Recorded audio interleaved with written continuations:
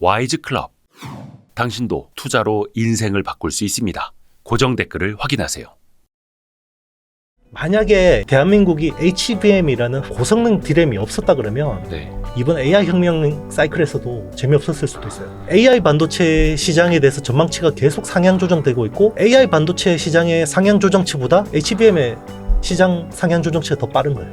HBM에 대해서 약간 평가절하하시는 분들은 그런 이야기를 해요. 이게 전체 D램에서 비중이 네. 얼마 안 돼. 그런데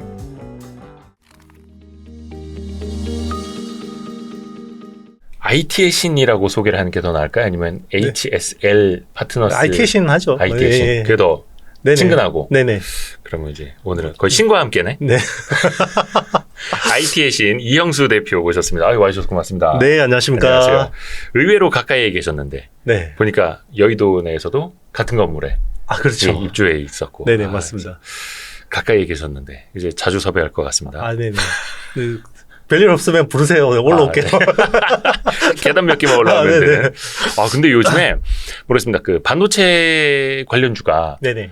한동안 소외돼 있다가 네. 올해 초에 바닥을 치고 올라왔는데 그것도 굉장히 빠르게 올라오다가 네네. 그 다음 국면은 이른바 HBM이냐 아니냐 또 엄청나게 양극화되다가 그렇죠. 또 같이 또 조정도 받다가 그래서 좀 어려운 국면이어가지고 오늘 좀 이형수 대표님한테 좀 많이 여쭤보려고 합니다. 네. 우선은 지금 근데 하고 계시는 사업이 많으시죠? 네, 요즘 뭐 방송을 열심히 하고 있죠. 그래요? 틀면 나오잖아요. 네. 네. 이게 뭐라고 해야 됩니까? 네. 이렇게 본인을 좀 한마디로 소개하자면. 네. 저는 뭐 예. IT의 신 이영수 유튜버죠. 그래요? 네, 네, 기자 여기 출신이시고. 새내기 작가. 네. 감사합니다. 바로 써먹는 이구나. 네. 바로 써먹는 최강의 반도체 투자 네. 작가이기도 하고. 이렇게 홍보도 해주시고. 근데 원래 감사합니다. 그 기자 출신이니까 네네. 또 원래 이제 글 쓰는 게 직업이었고. 네네, 그렇죠. 예. 그래서 기자 출신으로서 더 알 수 있었던 영역, 네네. 네트워크 네. 이게 좀 차별점이라고 볼 수 있을까요? 그렇죠. 뭐 제가 그래도 운이 좋았던 거는 기자를 시작하고 모바일 혁명을 그냥 그대로 봤어요. 스마트폰, 그러니까 피처폰에서 스마트폰으로 바뀌는 그 사이클을 그대로 봤고 거기서 또 소재 부품 장비를 열심히 취재하다 보니까 그 사이클을 보는 법이 이제 어느 정도 눈에 들어왔고 그리고 그 사이클로 인해서 세상이 어떻게 바뀌는지 조금 이제 그런 부분에서 좀 센스가 생겼고요. 그러다 보니까 이제 사이클 산업에 대해서 그리고 미래 산업에 대해서 좀 이제 이해하는 게 조금 더 이제 그래도 남들보다는 좀 낫지 않았을까 생각이 들었고 그리고 이제 그 기자의 경험을 또 여의도 투잡기에 와서 또 이렇게 녹이는 과정에서 또 한 단계 레벨업을 했다고 생각합니다. 맞아요. 네. 기자들이 취재는 잘해도 이거를 네네. 투자로 이어가는 약간 그게 조금 모자랄 때가 있거든요. 맞습니다. 네. 내 얘기인가? 아니요, 훨씬 뭐 훌륭한 회사 하고 계시니까. 아유, 별 말씀을요. 그러면 네. 이제 기자 생활 이후에 네네. 또 실전 투자도 하고 계시는 걸로 알고 네네. 또 이쪽 된 콘텐츠도 만들고 계시는데 그러면 평소에 네. 투자에 접목할 수 있는 IT 트렌드는 어떻게 네. 공부를 하고 계세요? 일단 뭐 최대한 많이 읽고요. 많이 네. 쓰고 많이 생각하는 수밖에 없죠. 읽고 쓰고 생각하고 이거 너무 정답인데? 그렇죠. 뭐 이게 네. 왕도가 있으면 좀 알려주세요. 저도 좀 쉽게 해보게. 네. 세상에 날로 먹는 건 없습니다. 그래서 사람이 투입하는 것만큼 나오는 거고요. 예전에 그래서 공자 선생님께서 이야기했잖아요. 네. 네.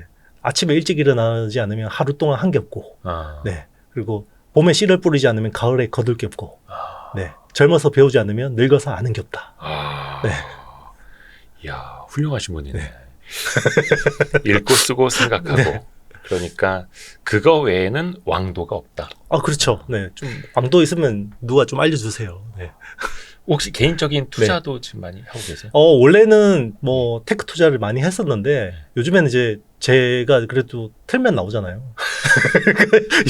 영향력이 좀 생겼다고 봐야 되고 네네. 그러다 보니까 좀 조심하고 있죠. 그래서 작은 종목들은 거의 다 요즘에 못 하고요. 사실 눈에 보이는데 제가 투자를 못 하는 경우도 되게 많습니다. 그래서 요즘에는 이제 제가 시세를 움직일 수 없는 삼성전자나 ETF 같은 것들, 네 그런 식으로 아예 대형주나 ETF 위주로. 네네. 맞습니다. 이게 또 네. 조심해야 될 영역들이 있죠. 네, 그렇죠. 이게 또 제가 인기 없어지면 네, 또 제가 좋아하는 투자 하려고. 맞습니다. 이게 또 저희가 많은 개인 투자자분들이 보시니까 좀 네네. 조언을 좀 많이 드리면 좋을 네네. 텐데 어떤 기자 입장에서 네. 그 IT 전문가 입장에서가 아니라 네네. 개인 투자자 입장에서 공부를 한다면 네. 앞에서도 많이 읽고 쓰고 생각하라라는 네네. 말씀도 해주셨습니다만 네. 개인 투자자 입장에서는 좀 어떻게 접근을 하면 좋을까? 특히 이 테크 영역이 네네. 기술적인 난이도도 어렵고 네네. 산업도 복잡하고 그러잖아요. 그렇죠. 제일 좋은 거는 자기 업하고 관련된 것부터 접근하는 게 제일 좋아요.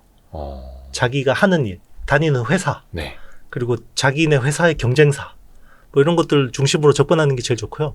그리고 의외로 투자 아이디어가 뭐 멀리 있지 않아요. 쉽게 생각하면 저는 이제 와이프가 스튜어디스인데요. 오. 와이프의 투자 야, 아이디어를 제가 무시했다가 제가 그냥- 가장 크게 놀랐는데. 네. 와이프가 예. 그 예전에 한 2014년, 15년쯤에 인도네시아 비행을 갔다 왔어요. 네. 근데 그때 삼양라면이 우리나라의 그냥 넘버 3 브랜드였거든요. 근데 그 편의점 갔더니 무슨 불닭볶음면이라고 그런 라면을 앞에 다 쌓아놓고 팔더라고 하더라고요. 그때 한창 뜨기 시작할 때였네요. 뜨기 전이었죠. 그러니까 그래, 거의 그 직전이었죠? 그렇죠. 예, 우리나라에 알려지기 전에 오. 거의 뭐 그래서 그런 라면도 있더라. 뭐 되게 매운 건데 걔네들 매운 거 잘 먹는 거 막 자랑하고 그러더라고요. 오. 아 그래 좀 특이한 사람들이 있구나. 근데 그때 가격이 아마 정확하게 제가 한 4만 원대였던 걸 기억하거든요. 네. 삼양식품이. 네네네. 네. 그런데 저는 이제 고정관념으로 아 그래 뭐 넘버 3 라면 회사가 좀 잘 됐네. 요러고 말았던 거죠. 해외에서 이렇게 터질 줄 모르고 이게 불닭볶음면. 그러니까 조금만 더 관심을 가지고 그 구글 트렌드라도 좀 찾아봤으면 키워드가 막 올라오는 걸 보고 요걸 이제 투자 아이디어로 연결을 할 수 있었을 텐데 이제 그런 것들을 흘려버린 거죠. 또 제가 그리고 몇 년 전에 그 어느 은행에 있는 이제 텔러 분하고 이제 이야기할 일 있었는데 그분이 그러더라고요. 아 제가 매달 이렇게 스타벅스에 이렇게 적립을 많이 하고 있는 것 거의 적금 넣는 것 같다 이런 이야기를 하더라고요. 그러더니 아 그러면 스타벅스를 살만하지 않아요? 그러더라고요. 그래서 뭐 그럴 수도 있겠네요. 그러고 했거든요. 네. 그분이 근데 스타벅스 투자를 좀 하셨더라고요. 그게 스타벅스가 이제 그 적립금이 이게 그 적립금을 이게 운용하는 자금만 해도 웬만한 은행을 넘어선 그렇죠, 그렇죠. 네 그러면서 멀티플 리레이팅 됐거든요. 아. 그분이 실제로 그렇게 해서 수익을 낸 경우도 있고 저하고 이제 그 여의도에서 자주 모임하는 이제 형님이 한 분 계신데 네. 그분이 이제 지금은 이제 애가 대학교 졸업했는데 그때는 중학생이었어요. 네네네. 그래서 그때 한창 트렌드가 이제 어글리 슈즈라고 못생긴 신발. 네네. 필라 코리아가 그 해만 8배 올랐는데요. 그렇죠. 그래서 자기 아들한테 그런 거예요. 야, 이거 니네 반에 5명 신을 때 이야기해줘. 그래서 5명 신었을 때 10%에 자기가 투자를 했대요. 그리고 10명이 될 때 이야기해줘. 그래서 30% 샀대요. 네. 15명이 될 때 이야기해줘. 라고 해서 확 질렀죠. 그 해 그래도 2-3배 수익을 내셨죠. 그러니까 이야. 이게 뭐 투자라는 게 또 어렵게 생각하면 한없이 어려운데 또 쉽게 생각하면 우리 생활에 굉장히 많은 투자 아이디어들이 있어요. 네. 그러니까 그러네요. 우리가 흘려 지낼 뿐이죠. 항상 대박 종목은 우리를 스쳐 지나간다는 거죠. 불닭볶음면이 그러했고 어글리 슈즈도 그렇고. 근데 사실 IT 특히 반도체라는 게 B2C 쪽은 거의 없다 보니까 네네. 우리 눈에 직접적으로 보이질 않아서 체감을 못 하고 있는데 사실 뭐 PC, 스마트폰, 노트북 이런 게 다 사실 우리 삶과 연결이 된 거고. 그렇죠. 이 측면에서 아까 그 사이클을 보는 눈이 네. 밝아졌다라고 네네. 말씀을 해주셨는데 사실 이게 반도체에도 분명히 사이클이 있는 산업인데 네네. 이 사이클을 우리가 어떻게 읽어야 하는지는 되게 어려울 것 같아요. 네. 그래서 예. 그 세상이 망한다 그럴 때 반도체 사면 되고요. 다들 막 이렇게 반도체 실적이 이렇게 좋아 그럴 때 팔면 돼요. 그러니까 고퍼에 사서 저퍼에 팔라는 게 전형적인 이제 반도체 투자인데 그게 쉽지 않아요. 사실 저도 그거 잘 못해요. 근데 진짜 이 특히나 메모리 반도체는 거의 원유하고 비슷해요. 거의 시클리컬 산업이거든요. 네. 그러다 보니까 전 세계 경제의 선행 지표는 대한민국 경제고 대한민국 경제의 선행 지표는 반도체거든요. 그렇죠. 그런데 사람들은 반도체 투자를 하는데 경기를 보고 투자한단 말이에요. 거꾸로 된 거죠. 그러니까 백미러 보고 투자하는 거예요. 그러니까 반도체는 항상 6개월, 9개월 업황을 선행해서 땡겨요. 그러면 올 초에 이렇게 숫자가 엉망인데 상반기 반도체 주가들이 오른 거 보면 어지간한 것들은 40-50% 올랐거든요. 네, 그렇죠. 네, 그거는 이제 하반기 내년 업황을 땡긴 거죠. 그래서 저는 내년 반도체 업황은 되게 좋을 거라고 봐요. 내년에. 네, 내년 하반기에는 어마어마하게 업황이 좋을 거예요. 그런데 아마 주가는 먹을 게 없을 겁니다. 아마 내년 상반기까지 열심히 벌어야 돼요. 그래서 올 하반기하고 내년 상반기 한 1년 남았거든요. 1년 남은 거네요. 네, 요때 바짝 보셔야 돼요. 오. 그러니까 이게 재작년에도 그랬죠. 뭔가 삼성전자 필두로 해서 반도체 걸려주는 꺾이기 시작을 했는데 네네. 그때 사람들은 또 슈퍼사이클을 또 그때 이야기를 많이 맞아요. 했고 네. 근데 정확히 그 반대로 갔었어야 되는데 네. 사실 이제 어느 정도 주린이 분들도 반도체 사이클 한번 업다운을 겪어보신 거잖아요. 네네, 그렇죠. 근데 이게 과연 최근에 한 2, 3년간의 사이클이 과거나 앞으로도 똑같을지 네. 또 거기에서 또 오류가 나올 수 있지 않을까요? 제가 사실 그 슈퍼 사이클 외쳤다가 대차게 틀린 사람인데 아 근데 이게- 그때는 다 네. 슈퍼사이클이랬어요. 양심 선언하자면 틀렸는데 네. 왜 그러냐면 예전에 PC 사이클 때 보면요. 시스템 반도체하고 메모리가 같이 좋았어요. 예. 같이 좋았고요. 모바일 사이클 때도 보면 시스템 반도체도 좋았고 메모리도 좋았거든요. 서버 클라우드 때도 시스템 반도체도 좋고 둘 다 좋았거든요. 네. 근데 이번에 코로나19 때는 특징이요. 시스템 반도체만 좋았어요. 그러니까 이게 슈퍼 사이클이 TSMC만 온 거예요. 메모리는 그냥 아하. 이런 사이클 처음이에요. 저도. 왜 그랬을까요? 그러니까 이게 공급망 때문에 생긴. 그러니까 공급 불일치. 이게 그 어떤 세계적인 팬데믹 때문에 생긴 그렇죠. 현상이기 때문에 그렇죠. 과거하고 사이클이 달랐던 거예요. 그러니까 메모리가 그때 크게 훼손이 된 거고요. 그 훼손된 게 컸기 때문에 이번 사이클이 더 크게 올 수 있는 거예요. 이번에는 메모리 반등 사이클하고 AI 혁명이라는 이 사이클이 중첩이 돼버렸거든요. 그러니까 만약에 이번에도 대한민국이 HBM이라는 하이밴드위스 메모리라는 고성능 디램이 없었다 그러면 네. 이번 AI 혁명 사이클에서도 재미없었을 수도 있어요. 만약에 마이크론이 이걸 하고 대한민국 삼성하고 하이닉스가 별로 비중이 없었다 그러면 네. 이번에도 끔찍한 사이클이었을 거예요.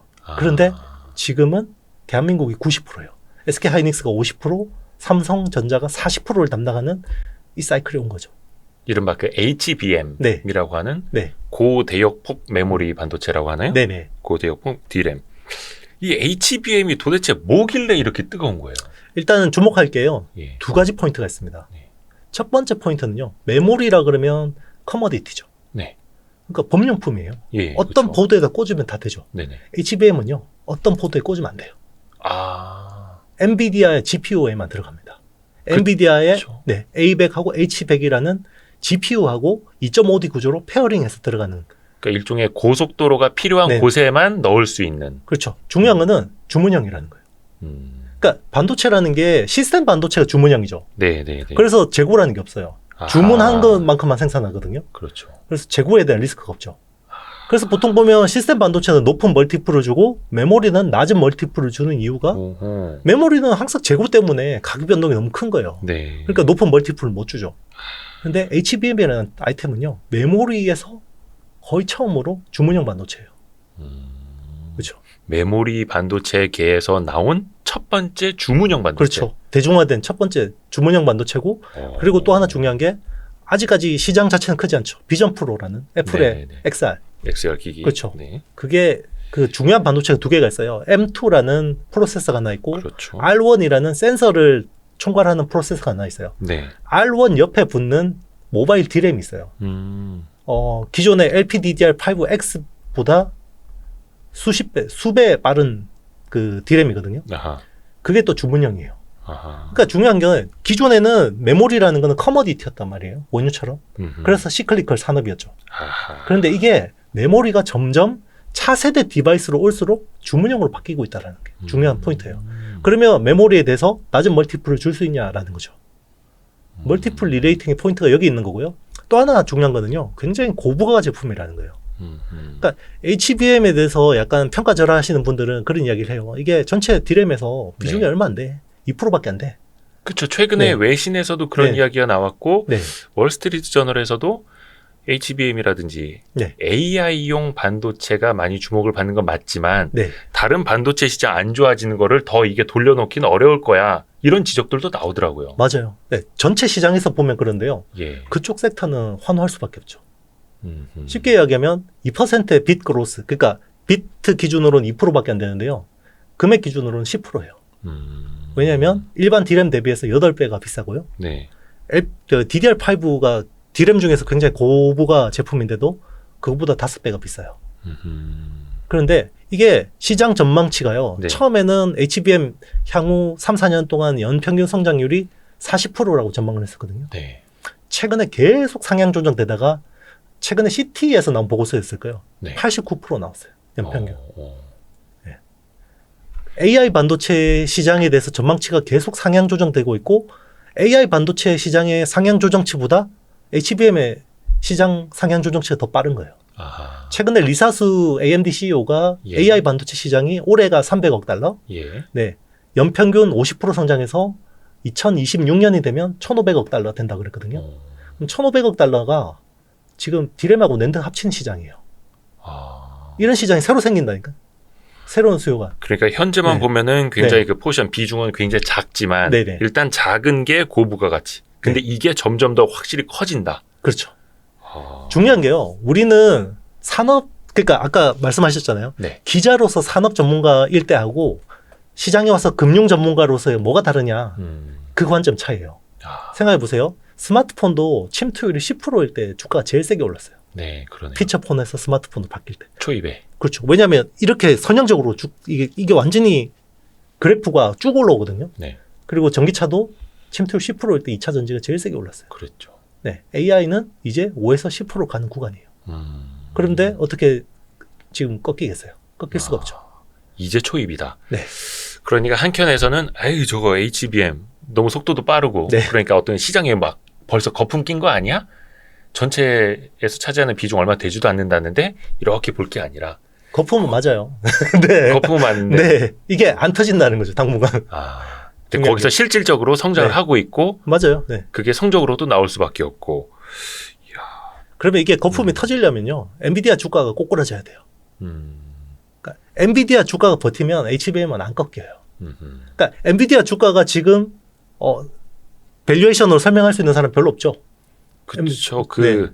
밸류에이션 전문가라고 하는 그 파브라이인가? 네네. 네네. 그분도 네. 매도했다고 그죠. 그렇죠. 예. 근데 이게 밸류로서 설명이 안 되는데 네. EPS 증가 속도가 굉장히 빨라요.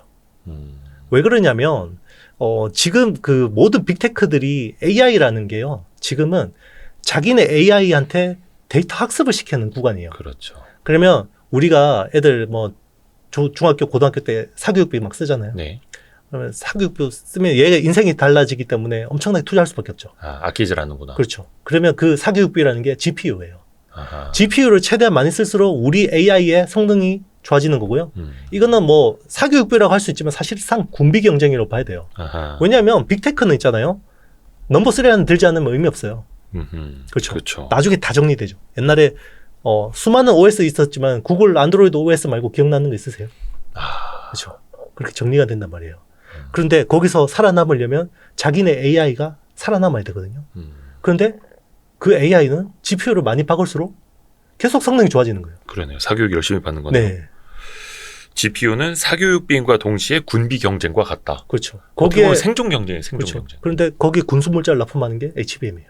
이야. 그렇죠. 그거는 엔비디아에도 납품하죠. AMD에도 납품하죠. 어떤 그 AI GPU에도 다 HBM은 기본으로 들어가는 거죠. 그러면 대표님이 보시기에는 네. 반도체 사이클 자체도 과거랑은 좀 성격이 많이 달라질 거라고 보시는 거고요. 그렇죠. 그 중에서도 HBM과 관련이 되어 있느냐 안 되어 있느냐에 따라서 좀 양극화될 수 있다고 보시는 거고요. 충분히 그 차별화될 것 같아요. 그러니까 2차 전지 섹터에서도 보면 양극재주들이 완전히 달랐잖아요. 그렇죠, 그렇죠. 네. 아마 반도체에서 HBM이 거의 양극재 같은 포지션이 아닐까 생각해요. 아시는 분들 아시겠지만 그래서 그게 관련주에 올해 들어서 올해 네네. 특히 상반기에 네네. 엄청나게 반영이 됐죠. 그렇죠. 그래서 이른바 HBM 관련주라고 네, 하면 이제 차트가 이렇게 돼 있죠. 맞습니다. 스키 점프 올라갔죠. 맞아요. 근데 여기서 고민이 되는 겁니다. 네, 이거는 예를 들어서 지금까지 네네. 따라가신 분들 입장에서는 이제 보유자의 영역이 될 수 있을 텐데 네, 지금이라도 네. HBM 관련주 지금은이라고 생각하시는 분들 입장에서 같이 좀 네. 고민을 좀 해주세요.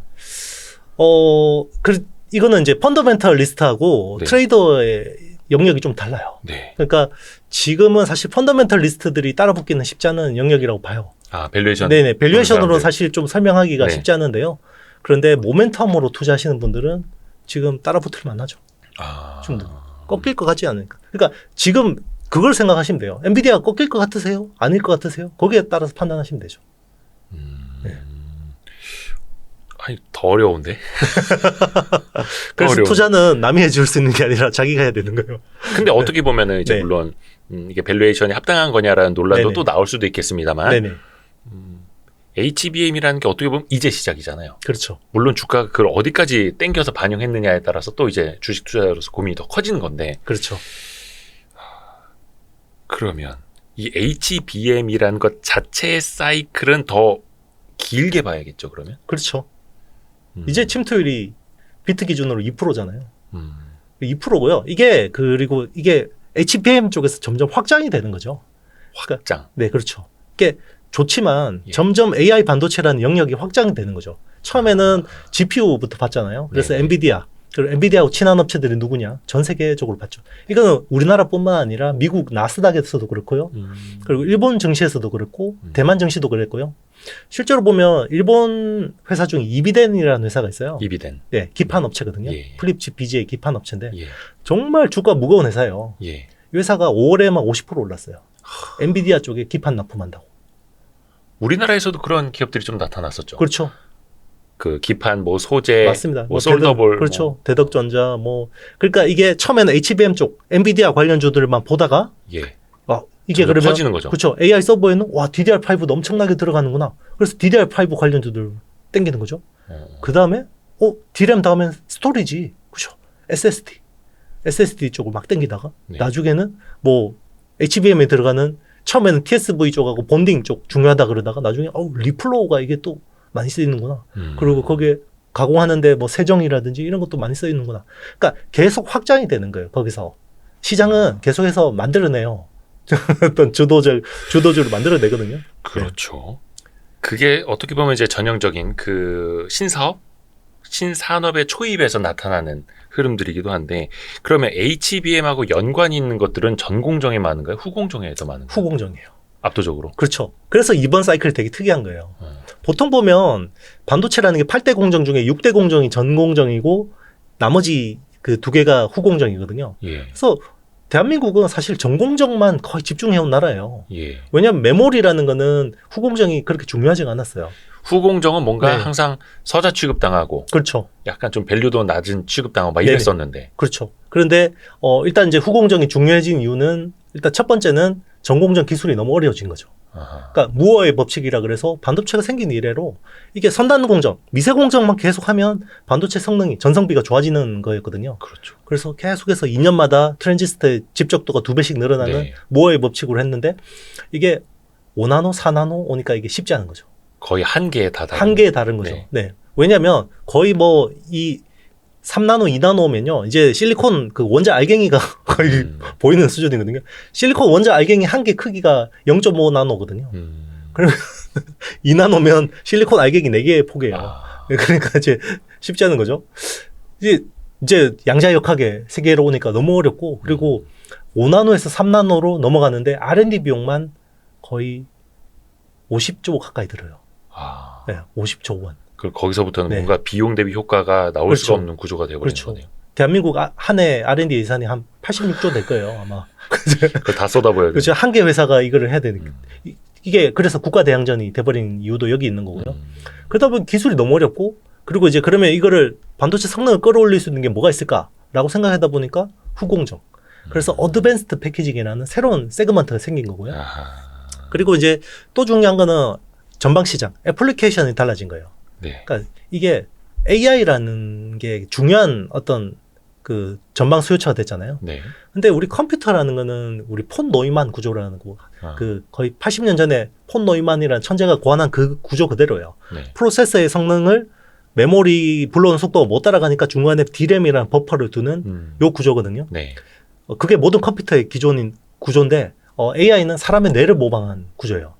사람 뇌는 프로세서하고 메모리가 같이 있습니다. 하나죠. 네. 네. 네. 그러면 프로세서하고 메모리가 최대한 가까이 붙여놓는 게 지금의 기술. 아하. 프로세스 니어 메모리. 네. 그러면 이거를 프로세스 인 메모리. 이거를 다 후공정단에서 커버를 해줘야 돼요. 그러다 보니까 어드밴스드 패키징이라는 게 중요해지는 거죠. 아하.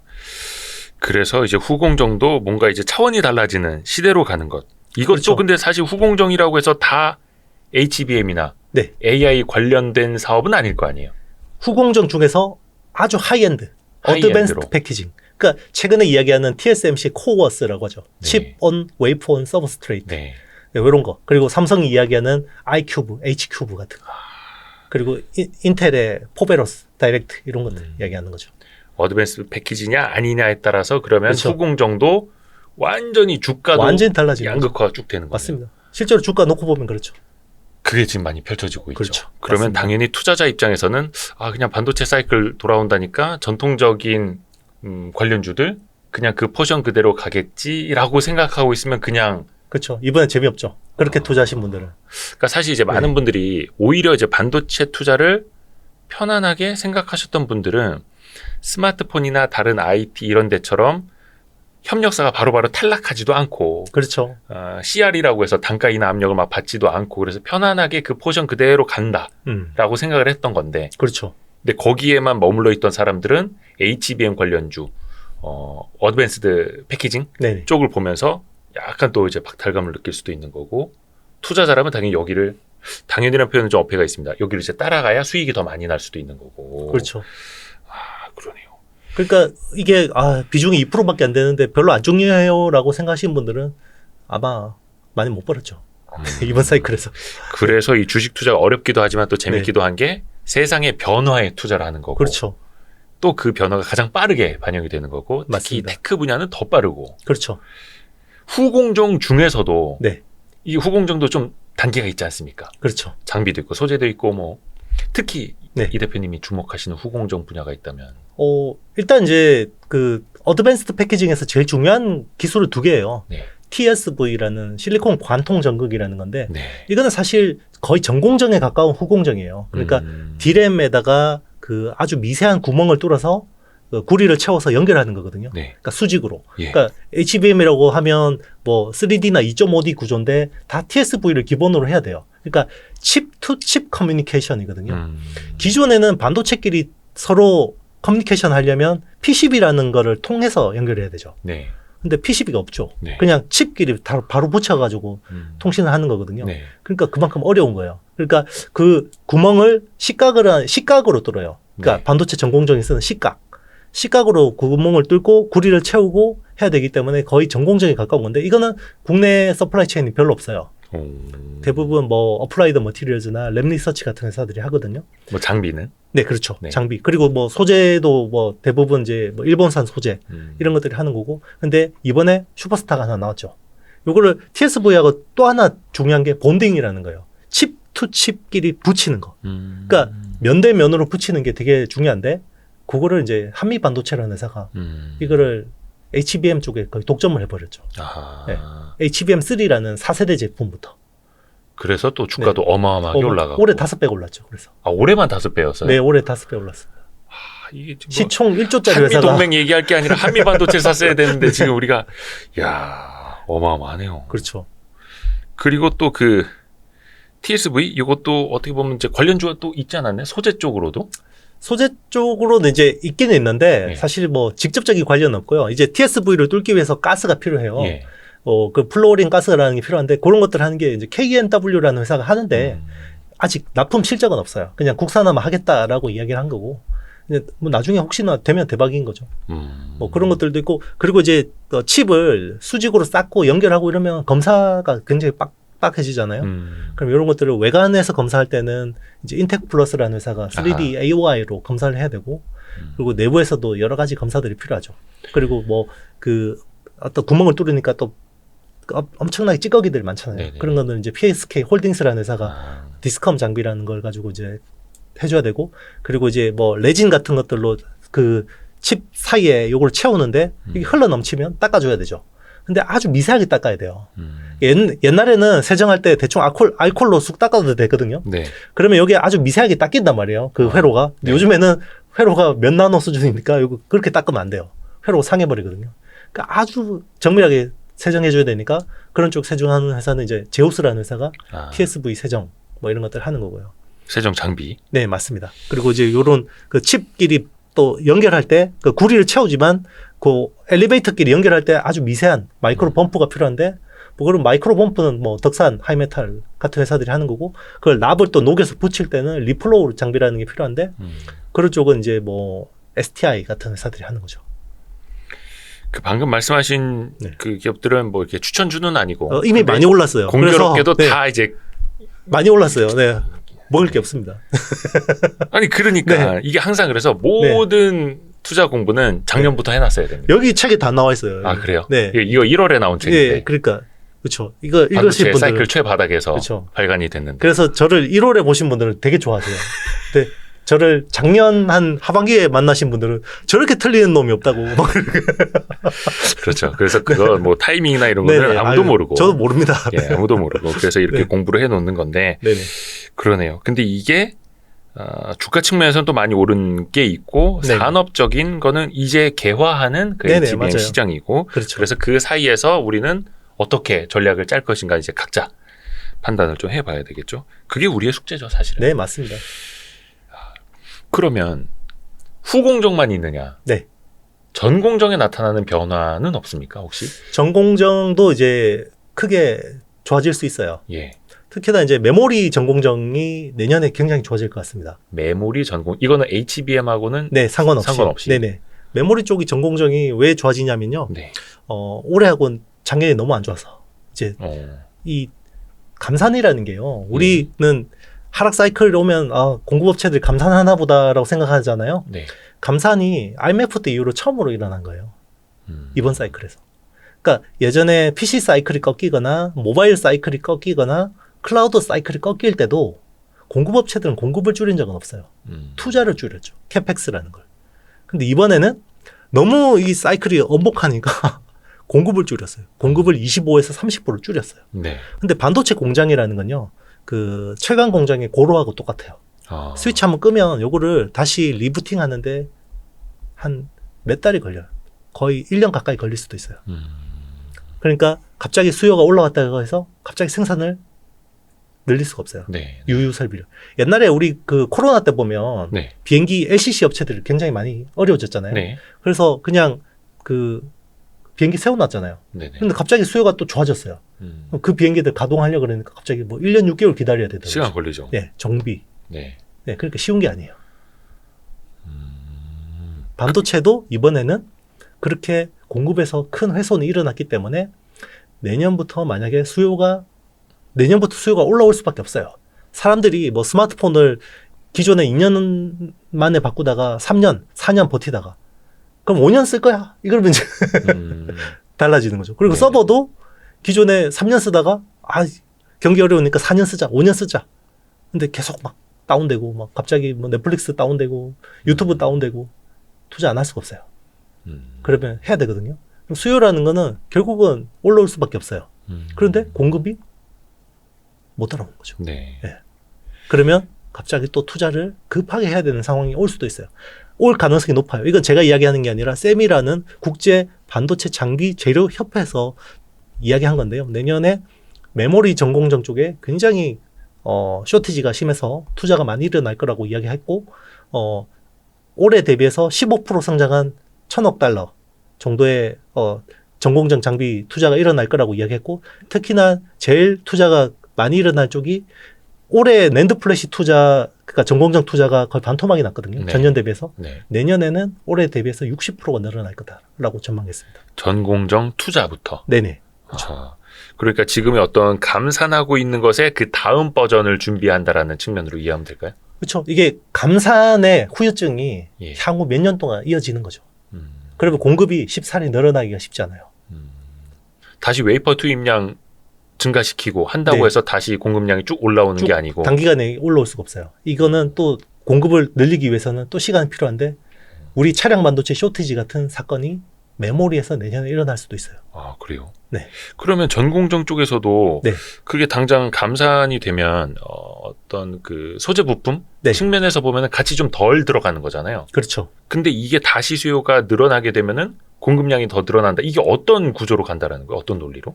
그러니까 이제 제일 중요한 수요처가 3개 정도가 있어요. 예. 그러니까 B2B가 한 개 있는데 서버 클라우드 쪽이고요. 네. 그러니까 D램만 놓고 보면 전체 수요의 한 42% 정도가 그 클라우드 쪽이에요.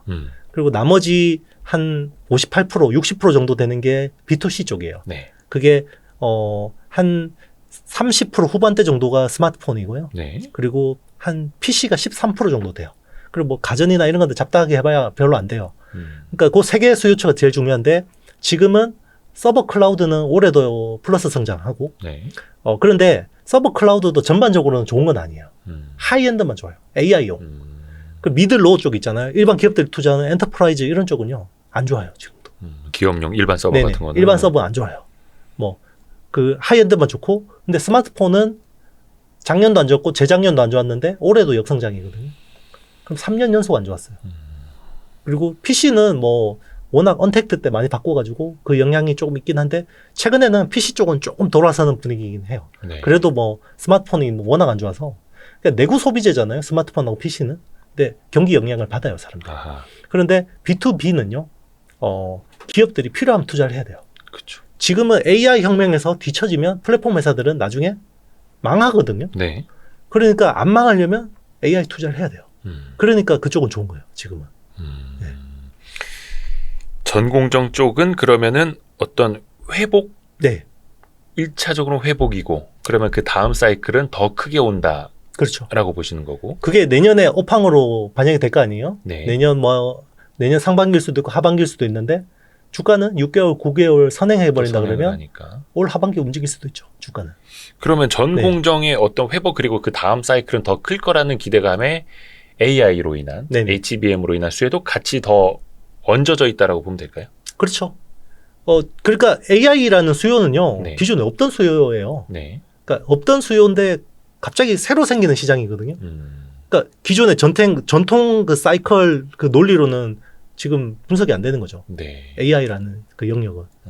그렇죠. 우리 그 AI라는 게 참 어떻게 보면 그 굉장히 갑작스러운 경우가 되게 많아요. 갑작스럽게 기술이 좋아져요. 갑작스럽게. 그리고 갑자기 굉장히 마이너한 기술이 갑자기 메인이 되는 경우가 많아요. 그래서 대응을 잘 못해요.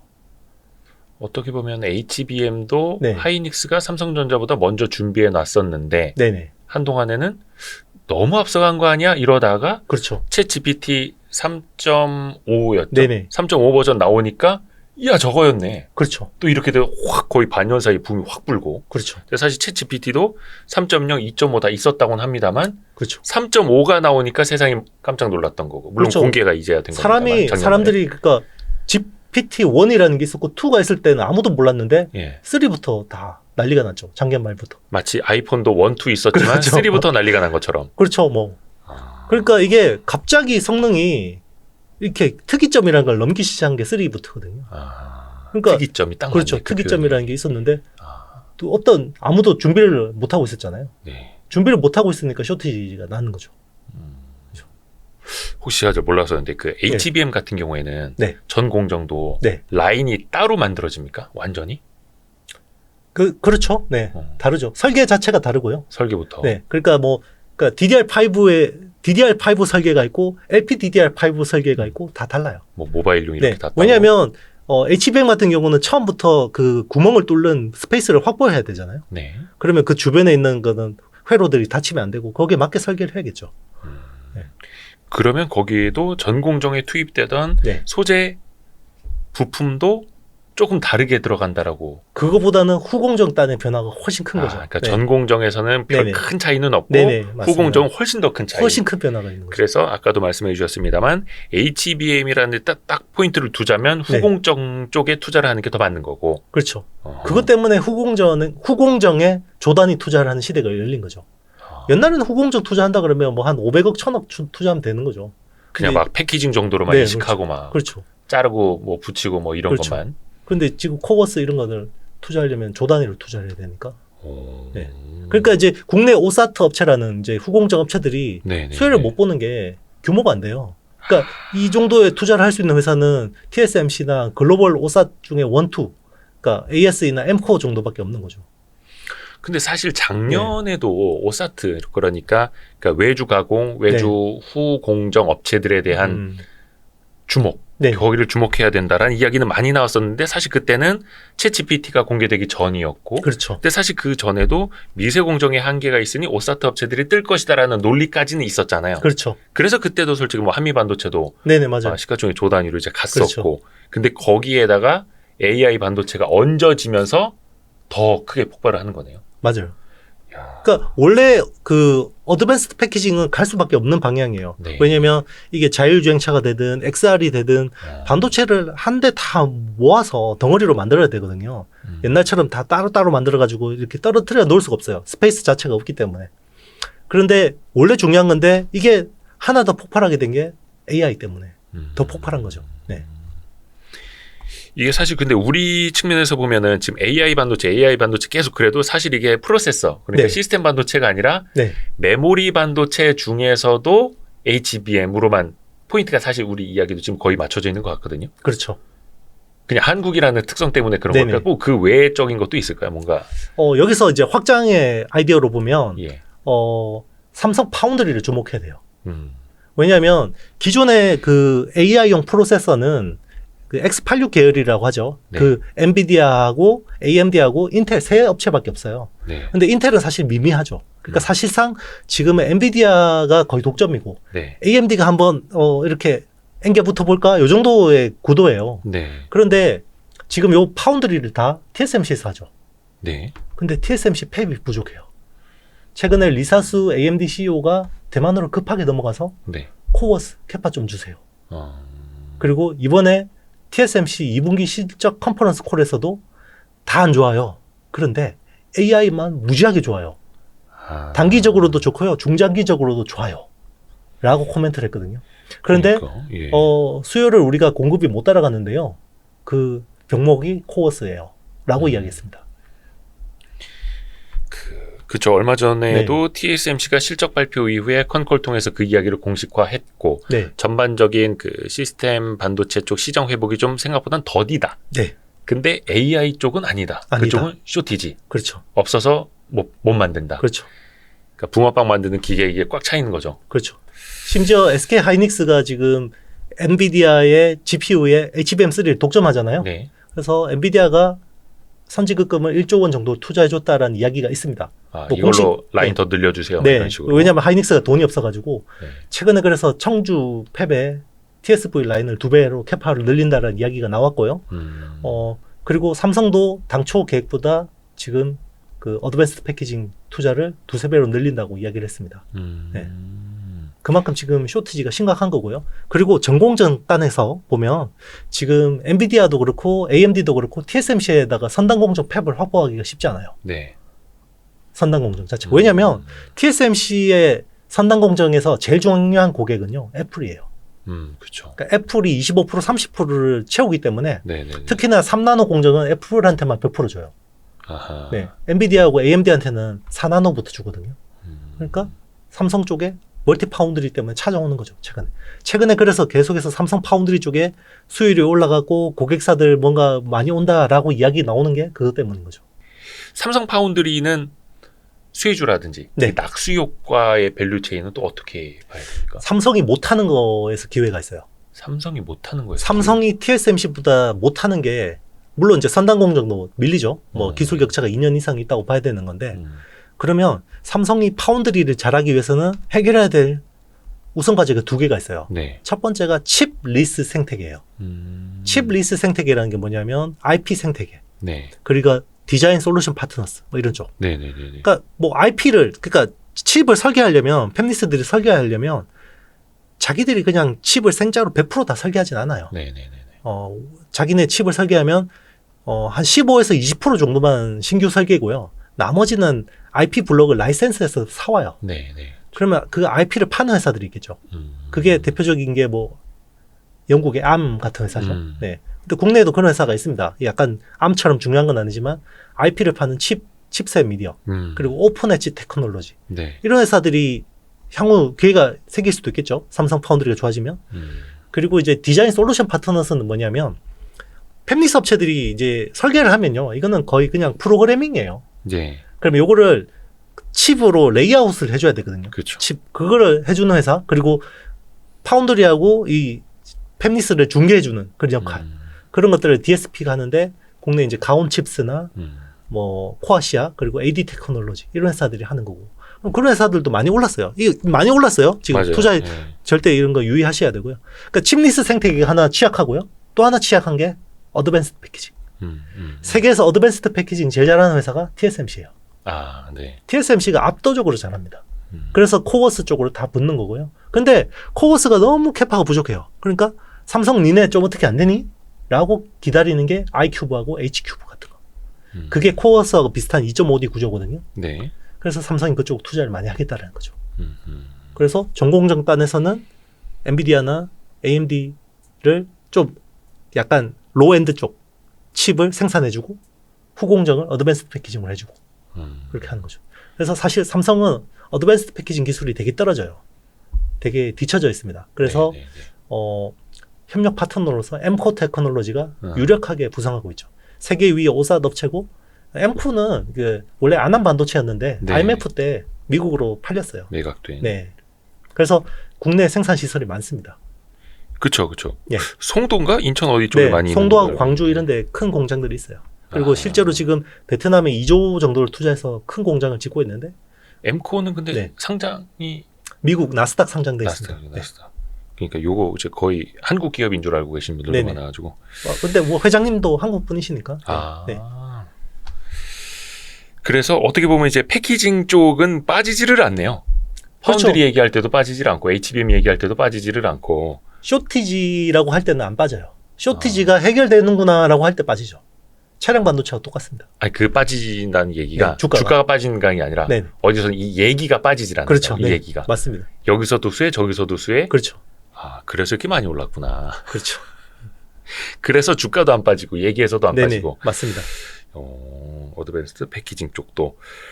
그러니까 이제 삼성이 파운드리를 강화할 수밖에 없고 거기에서도 낙수 효과가 있을 수밖에 없고 그런데 몇 가지 기업들 언급을 해주셨습니다만 많이 올랐고 많이 올랐고. 네. 빠릅니다. 이미 다 시장은 알고 있는 거예요. 네, 네. 항상 시장은 Y스트릿보다 빠릅니다.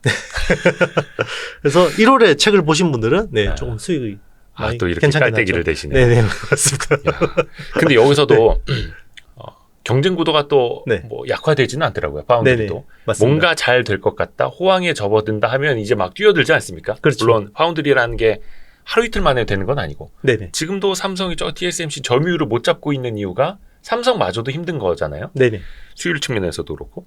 근데 최근에 보면 이제 미국은 인텔을 굉장히 좀 많이 지원을 해주더라고요. 인텔도 그렇죠. 파운드리 강화한다고 하고 얼마 전에는 라피더스라고 네네 이제 일본 정부하고 일본 기업들 뭐 자동차 기업, 반도체 기업 죄다가 모여가지고 우리도 파운드리 한번 해보자. 이렇게 해서 라피더스를 이제 키운다고 하고 여기는 뭐 27년인가? 아니다 30년인가? 2나노를 네네 바로 이제 우리는 목표로 개발한다 네네. 이러고 있고 이게 잘 될까요? 아니면 이쪽 경쟁이 좀 어떻게 될까요? 일단 라피더스는 크게 위협적으로 보진 않아요. 어. 네 아마 안 될 거예요. 왜냐하면 그렇죠. 이렇게 쉬운 거였으면 일단 이나노가 이제 IBM 기술인데 네. 일단 일본에 사람이 없어요. 그러니까 기술자들 20년 동안 엔지니어 명맥이 끊겨버려가지고 네. 라피더스에 지금 개발자가 몇 명인 줄 아세요? 몇 명인데요? 50명 있어요. 일당백 하겠다는 게 일당백? 네. 네. 그 아마 평균 연령이 다 60세 정도 될 거예요. 그러니까 이거는 이제 일본 반도체 전문가들도 이런 걸 왜 하냐. 근데 사실은 일본이 어드밴스드 패키징 쪽으로 하는 거는 저는 위협적이라고 봐요. 그러니까 TSMC가 어드밴스드 패키징 라인을 구마모토에다가 깔았잖아요. 네. 그거는 위협적이에요. 왜냐하면 일본의 소보장 기술이 뛰어나거든요. 소재 부품 장비 기술이 뛰어나기 때문에 어드밴스드 패키징 쪽에서는 충분히 경쟁력이 나올 수 있는데 라피더스는 약간 오바였다고 생각하고요. 아마 저도 까먹으면 나중에 또 그냥 자연스럽게 정리될 거라고 생각하는데 인텔은 지금은 동네 바보형이에요. 네, 인텔이 지금 14나노에서 7년 동안 머물다가 이제 10나노 해보려고 만든 게 사파이어 레피즈라는 칩인데 그쵸. 그게 최근에도 뭐 버그 나가지고 막 이렇게 문제 생기고 그러잖아요. 근데 그러니까 자기네 것도 네. 제대로 못 만드는데 그렇죠. 남의 걸 잘 만들어 주겠어? 막 이런 그렇죠. 거죠. 심지어 그게 10나노란 말이에요. 근데 지금 TSMC하고 삼성은 4나노에서 3나노 넘어가려고 하고 있거든요. 예. 그러니까 지금 인텔이 도저히 자기네들 공정 기술로 안 되니까 TSMC 팹을 쓰고 있거든요. 그렇죠. 그래서 지금 메테오 레이크라는 그 칩부터는 TSMC 4나노 공정을 써요. 그리고 지금 인텔이 또 GPU 라인업을 강화하고 있거든요. 네. 예, 아크라는 브랜드를 가지고 이제 첫 번째 1세대가 알케미스트라는 제품인데 6나노인데 TSMC에서 100% 만들어요. 그리고 2세대가 배틀메이지라는 제품인데 그것도 TSMC에서 100% 만들 겁니다. 그러니까 기존에 엔비디아하고 AMD가 머리가 아픈 게 이거예요. 가뜩이나 애플 때문에 선단 공정 팹 확보하기 어려운데 동네 바보형 인텔도 이제 TSMC 쪽에 줄을 서니까 동네 바보형인데 얘는 물량이 많잖아요. 네. 그러니까 TSMC 입장에서는 웰컴이네 웰컴. 그렇죠. AMD하고 엔비디아는 이제 쩌리 취급하는 거죠. 그러니까 이제 삼성 파운드리 쪽에 찾아오는 거죠. 니네들 좀 해봐. 힘 좀 내봐. 근데 인텔 입장에서는 네. 우리가 몇 년 뒤에 자체 파운드리 더 강화해서 우리가 할 네. 거긴 한데 네. 일단 당장은 안 되니까. TSMC에 똑똑똑했는데 네. 거기는 이제 애플하고 TSMC 이런 형들이 이렇게 네. 하고 있고 그렇죠. 그래서 안 돼서 삼성 찾아오는. 인텔은 아마 삼성 쪽은 아직까지는 별 생각이 없는 것 같아요. 네. 그런데 이제 그 하위에 있는 AMD나 엔비디아, 퀄컴 같은 업체들은 그렇죠. 도저히 이제 TSMC의 이 독점 구조에서 못 살겠다.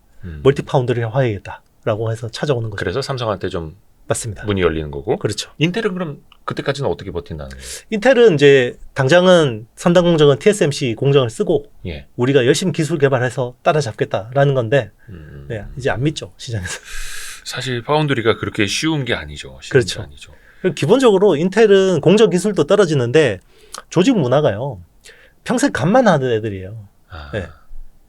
자기가 갑이었어요. 그렇죠. 창립 이래로 계속 갑이었죠. 고든모 창업자가 그죠. 만든 회사니까. 네. 그러니까 자기들은 이 파운드리라는 그 업 자체가 네. TSMC는 보면 뭐 기술력도 뛰어난데 그 업의 본질이 우리는 서비스업이라는 마인드가 있어요. 그래서 그 팹리스 업체들이 뭔가 요구를 하면 최대한 맞춰주려고 하는데 삼성도 그렇고요, 인텔도 그렇고 일단 우리 스탠다드에 맞춰 니들이 뭘 쓸데없는 소리 하니 이런 이야기거든요. 그러니까 잘 안 되는 거예요. 조직 문화가 달라요. 그래서 뭐 파운드리가 안 되니까 우리가 1등 D&A 씹는다고 D램 쪽에 있던 사람들 막 하잖아요. 그 사람들은 평생 갑했던 사람인데 어떻게 파운드리를 하겠어요? D램 쪽 엔지니어들. 그렇죠. 혹시 삼성의 파운드리가 네. 앞으로 계속 네. TSMC와 이 격차를 유지하면서 따라갈 거라고 보세요? 아니면 TSMC와 격차를 좀 좁힐 수 있다라고 보세요? 좁힐 수 있어요. 좁힐 수 있기 때문에 주가가 반영을 하는 거예요. 물론 지금 보면 그러니까 메모리 반도체로 주가가 가는 것뿐만이 아니라 네네. 파운드리 쪽에서도 네네. 더 경쟁력이 있다라고 본다. 맞습니다. 왜 그러냐면 일단은 기술 격차가 실제로 좀 쫄아들고 있어요. 예. 기존에 원래는 이 애플이라는 회사를 또 빼고 이야기할 수가 없는데 이 파운드리 애플이 처음에 그 두뇌 칩 AP를 파운드리하는 회사가 삼성이었어요. 처음에 삼성 파운드리한테 100% 주고 심지어 일부 설계도 삼성이 해줬어요. 그래서 100% 쓰다가 이제 삼성이 갤럭시 S라는 경쟁 제품을 내놓고 심지어 AP도 엑시노스라는 걸 만들기 시작하는 거예요. 그러니까 애플 입장에서는 야 혹시 내가 파운드리 쪽에 준 설계도가 저쪽 시스템 LSI로 넘어간 거 아니야? 의심을 들 수밖에 없잖아요. 그래서 TSMC를 끌고 온 거예요. 그때만 해도 선단 공정이 거의 비슷했어요. 비등비등했어요. 네. 그래서 애플이 두 회사를 막 경쟁을 시켰는데 그게 한 몇 년 동안 이어졌는데 2000 아마 15년? 6년 정도였는데요. 네. 삼성은 삼성은 선단 공정이 14나노였고 TSMC는 16나노였어요. 그러면 삼성 칩이 더 좋겠구나 생각 들잖아요. 네. 근데 이거 딱 벤치마크 돌려보니까 TSMC가 더 잘 나온 거예요. 그래서 나중에 왜 그러냐고 다 뜯어봤더니 거기서 처음으로 어드밴스드 패키징이라는 키워드가 나옵니다. 그러니까 기존에 삼성이 하던 거는 플립칩 CSP, 네. 플립칩 칩 스케일 패키징이라는 전통 그 PCB 가지고 이렇게 연결하는 방식으로 했고 그때 TSMC가 팬아웃 WLP라는 기술을 처음 들고 나왔어요. 네. 팬아웃 웨이퍼 레벨 패키징이라는 기술로 그 PCB를 안 쓰고 RDL이라는 재배 선청을 해가지고 굉장히 했는데 이게 성능을 전공정에 뒤처지는 거를 완화해버린 거예요. 그때 이후로 100% 애플의 AP는 TSMC로 간 거죠. 그런데 이게 파운드리라는 건요. 설계 잘하는 애하고 붙어가지고 하다 보면요. 계속 잘할 수밖에 없어요. 왜냐하면 둘이 뭔가를 막 고민해서 해결하잖아요. 네. 그러면 IP라는 게 생겨요. 지적 재산. 그러면 삼성은 이거 피해서 설계해야 돼요. 일종의 그 맛집의 레시피처럼 네. 그 맛 흉내 낼 수도 없고 그렇죠. 이 재료와 원재료 이 배합을 또 피해서 가야 되니 맞아요. 그 맛을 내기 더 어려워지고. 맞습니다. 그러니까 이제 많은 분들이 지적을 하는 게 물론 이제 삼성에서도 열심히 합니다만은 뭐 3나노라든지 5나노라든지 특정 선단 공정에 대한 우리가 이게 먼저 만들었다, 먼저 상용화를 했다, 양산을 했다. 사실 이게 마케팅용에 가깝다라는 또 지적도 나오잖아요. 맞아요. 그러니까 우리가 일반인이 보기에는 와 5나노야? 야 3나노야? TSMC보다 더 먼저 상용화에 성공했어? 그럼 당장 파운드리에서 앞서갈 것 같은데 라는 생각을 갖게 되는데 또 거기 좀 착각이 또 빠지면 안 된다 하더라고요. 그렇죠. 뭐 그때 이제 그 16나노에서 애플 AP를 다 뺏기고 나서 예. 그다음부터 10나노, 7나노, 5나노, 4나노까지는 TSMC가 압도를 했어요. 예. 그런데 이제 3나노부터 삼성이 한번 뒤집어 보려고 한 게 이제 3나노 게이트 올라운드라는 신공정이에요. 네. 기존에 이제 TSMC는 핀팻이라는 기술을 핀팻. 너무 잘하니까 네. 물고기 지느러미 처럼 생긴 구조인데 요거를 이제 게이트 올라운드를 신공정을 처음 도입한 거예요. 네. 근데 이제 뭐 그게 마케팅일 수도 있는데 사실은 기술이 그 정도로 격차가 좁혀지지 않으면 마케팅용으로도 만들 수가 없는 거죠. 네, 그건 의미가 있는 거고 어쨌든 4나노까지는 한 2년 정도의 기술 격차가 있었다고 봐야 되는 거고요. 네. 3나노부터는 1년 정도로 줄었다고 봐야 되고요. 왜냐하면 TSMC는 2나노부터 게이트 올라운드를 도입해요. 아, 네. 그러면 네. 삼성이 먼저 이거를 수업료를 지불하고 그렇죠. 구조 먼저 변경. 스터디를 한 거거든요. 그래서 좀 이제 잘 해야 되지만 물론 잘 해야 되지만 한번 뒤집을 수 있는 그 계기는 된 거죠. 그래서 2나노부터는 넘어서겠다라는 게 삼성의 생각입니다. GAA 게이트 오로라운드 구조로 먼저 가 있겠다. 네네. 이제 요거를 어떻게 보면 이제 우리는 기술은 준비됐어. 네. 고객 삼아 모시면 돼. 네. 사실 이 개념일까요, 그러면? 그렇죠. 우리가 이제 이 공정이 준비됐으니까 네. 그러니까 이제 그 팹리스 업체들한테 약간 긴장을 주는 것 같아요. 어떤 긴장이냐면 지금 TSMC 팹도 가득 차서 우리가 번호표 뽑아야 되는 것도 네, 어떤 위험적인 요인인데 네. 팹리스끼리 경쟁 구도가 있잖아요. 네. 네. 근데 내 경쟁사가 혹시나 3나노 가서 성공해버리면 나는 어떡하지? 왜냐면 전성비가 GAA가 핀팹보다 좋거든요. 그러면 안 될 것 같은데 혹시나 성공하면 어떡하지? 야, 약간 삼성이 그걸 네. 노리는 거네요. 그렇죠. 그러면 개발비가 들어가더라도 이중으로 들어가더라도 저게 발을 걸쳐놔야 되는 거 아니야? 이런 긴장감을 주는 거예요. 네. 그것도 그러면 팹리스 업체들을 살살 약 올린다는 표현을 하면 안 되는데 그렇죠. 살살 이제 경쟁을 붙이는 거예요. 그렇죠. 왜냐하면 먼저 GAA 쪽으로 개발한 업체가 그 팹리스 업체도 앞서갈 수밖에 없거든요. 근데 삼성하고 3나노 가지고 먼저 스터디한 애들이 2나노에도 더 치고 나갈 수 있잖아요. 네네. 그런데 기존의 핀팹 구조로 설계하던 애들을 이제 막 하려고 그러면 똑같은 그죠. 같은 세대에서 약간 뒤처질 수도 있는 거죠. 혹시나 저기 성공해버리면 어떡하지? 그렇게 해서 약간 뺏어올 수 있는 네. 고객들이 어디가 있을까요? 우리가 알만한 데들 중에. 일단은 그 퀄컴이 제일 네. 유력하고요. 퀄컴은 또. 퀄컴 스냅드래곤 그리고 삼성의 엑시노스 자체 네, 네. 그 칩 그리고 이제 이런 것들을 이제 그 자율주행차용 칩들이 있어요. 네. 자율주행차용 칩들은 물량은 뭐 수천만 대 뭐 이렇게 되는 많지는 않지만 네. 하이테크를 굉장히 적용하고 싶어하는 니즈들이 있거든요. 그리고 이게 레벨 3가 되면 프로세서 성능이 굉장히 좋아져야 되거든요. 그런 쪽에 이제 어필을 하는 거죠. 근데 아무리 그래도 애플하고 저 엔비디아는 넘어오기는 거의 엔비디아는 넘어올 가능성이 있어요. 그래요. 실제로 뉴스도 나왔고 왜냐하면 TSMC 전체 매출에서 엔비디아가 비중이 5%밖에 안 돼요. 애플이 30%, 25% 되는데. 근데 그런 데들은 네. 파운드리를 네.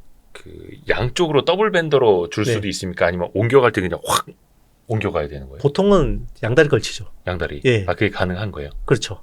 이제 그 기존에는 TSMC 쪽으로만 거의 올인했죠. 네네네. 그런데 이제 이게 자꾸 내순번이 안 오고, 어. 네, 좋은 공정은 애플한테만 주고 하니까 이제 불안해지는 거죠. 자기들 입장에서. 자기들도 선단 공정 해야 되는데, 불안하니까 이제 자기들한테 좀 더 맞춰줄 수 있는 이제 삼성 파운드리를 보고 있는 거고, 그동안에는 얘들이 수율이 너무 낮으니까 불안해서, 얘들 못 쓰겠어. 이러고 있었는데, 수율이 꽤 올라왔네? 한번 해볼까? 이런 게 있는 거죠. 또 그 사이에 경쟁사가 먼저 시도하면 또 안 된다는 맞아요. 약간의 그렇죠. 조급함. 그렇죠. 이제 AMD하고 엔비디아는 서로 보겠죠. 아, 누가 먼저 가나? 이러면서. 그리고 이제 이재용 회장이 이제 미국 가면 젠슨 황하고 이제 스시집에서 뭔가 막 딱 이야기를 했겠죠. 아, 그리고 리사수 만나서 또 뭔가 이야기하고 일론 머스크 만나서 야, 우리 준비 다 됐어. 빨리 칩 줘봐.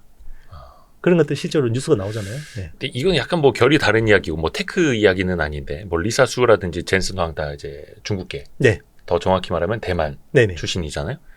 그러니까 팔이 안으로 굽어서 TSMC에 물량을 주는 게 있을까요? 혹시 그렇게 생각이 들지 않을까요? 그런데 파운드리 업 자체를 네.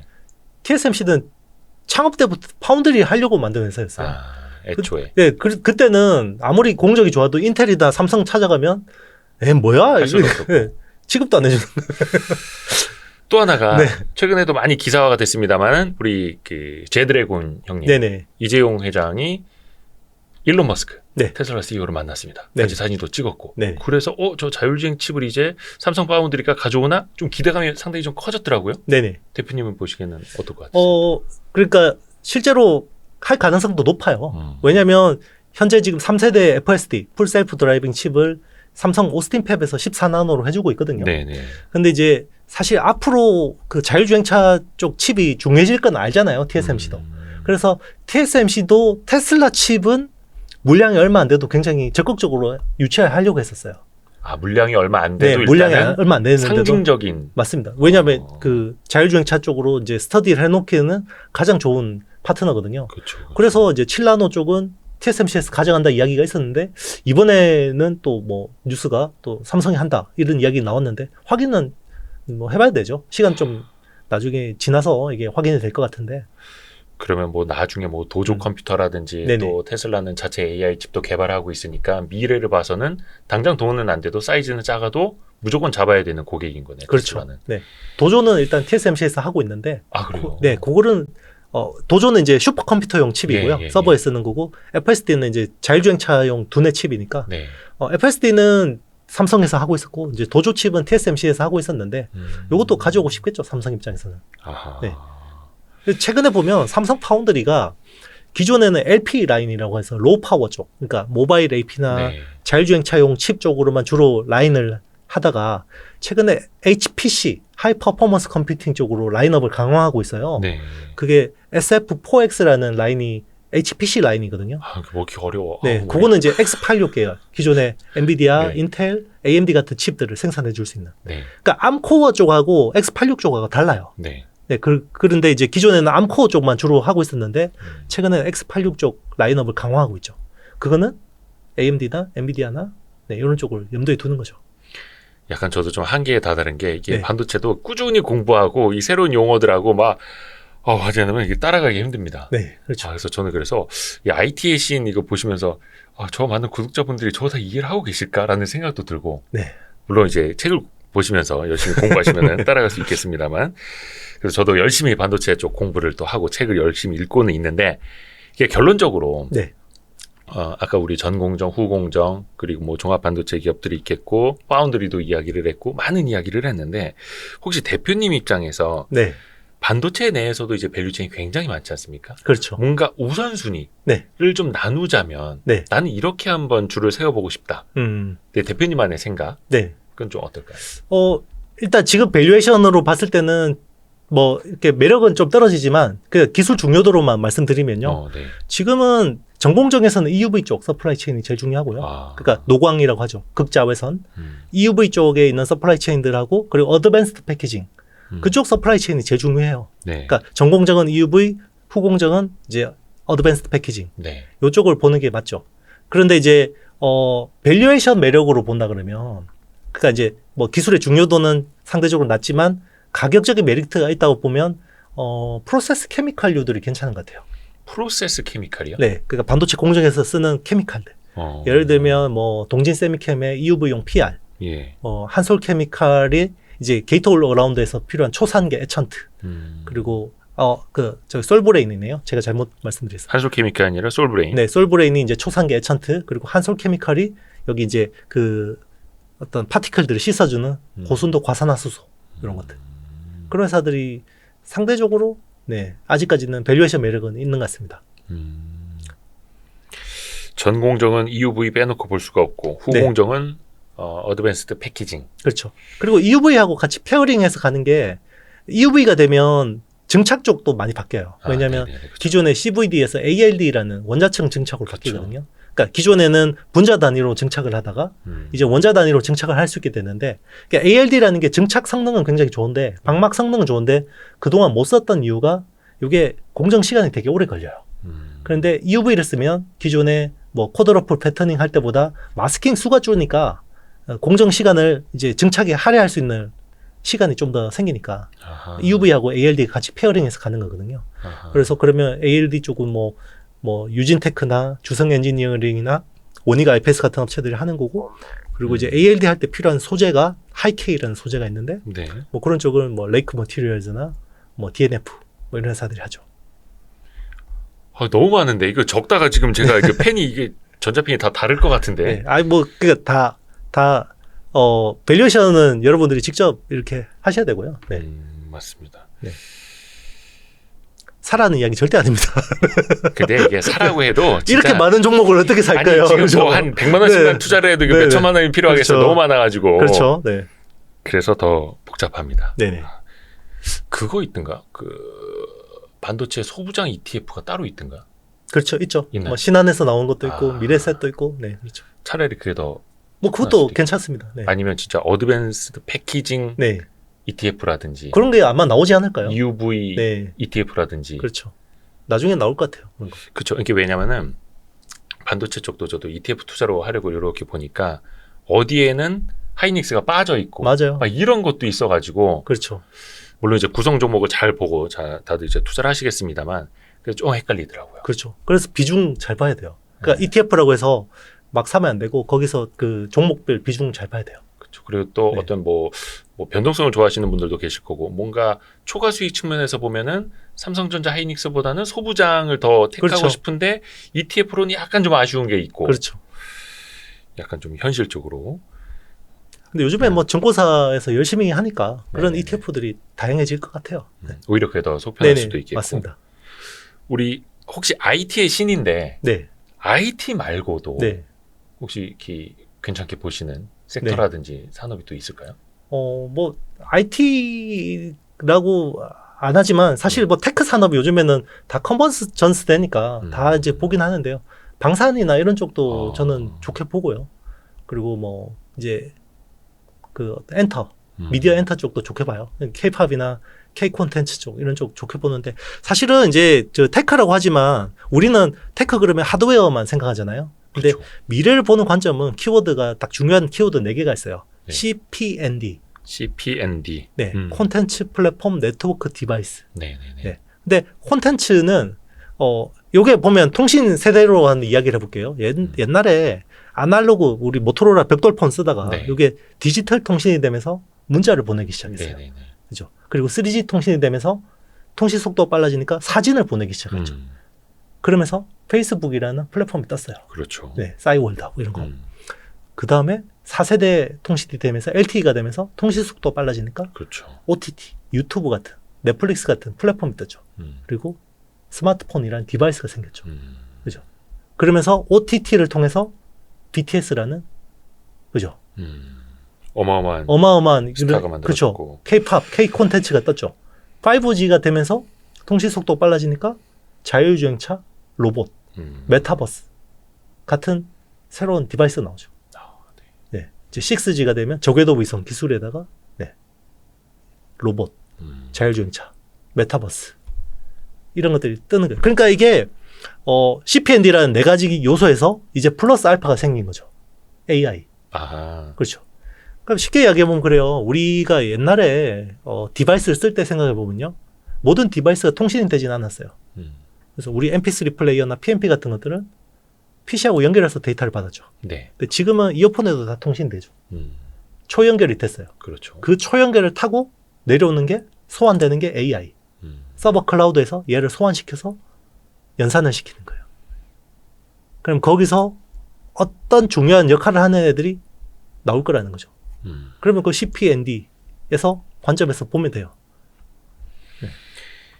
콘텐츠 플랫폼 네트워크 디바이스 거기에다가 AI까지. 그렇죠. 어떻게 보면 이제 세상의 변화, 세상이 변화할 때 딱 여기에다 대입을 해서 네, 볼 수 맞습니다. 있는 어떻게 보면 우리의 인식의 격자 틀이라고 그렇죠. 우리가 그게 생각해도 뭐 될 것 같아요. 앞서거니 뒤서거니 하는데 결국은 같이 동행해서 변해요. 네. 진짜 IT의 신이 많네. 이야, 우리 이영수 대표 통해서 앞으로도 또 많이 같이 함께 공부를 해보시면 더 좋을 것 같습니다. 오늘 장시간 너무 네네. 감사드립니다. 아유, 네. 제가 오늘 점심 하나 사놓고 참 올해도 뽑아 먹었는데 우리 IT의 신 이영수 대표와 함께했습니다. 고맙습니다. 네, 감사합니다. 감사합니다. 고생하셨습니다. 네, 수고하셨습니다. 고생하셨습니다.